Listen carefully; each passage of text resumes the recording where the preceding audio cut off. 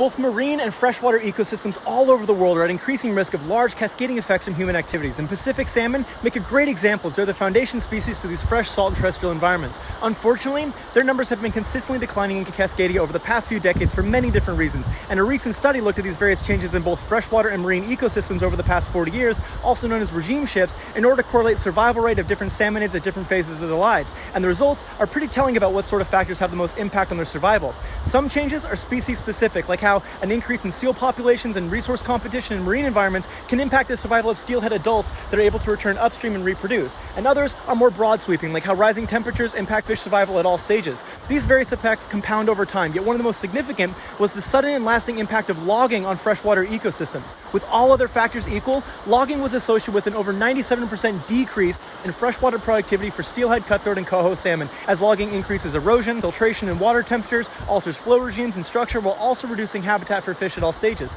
These effects are long-lasting and can be delayed up to 30 years after the event, and the continued use of ecologically inappropriate forestry methods, from clear-cutting to old-growth logging, has created a massive impact on our Pacific salmon that we'll continue to see well into the future. Given how variable all these cumulative impacts can be, it's critically important that we err on the side of caution to work towards restoring habitat and the ecological function of these watersheds, while also shifting the mindset of our forestry sector to keep remaining old-growth forests intact while managing our second-growth forests for ecological values over economic ones.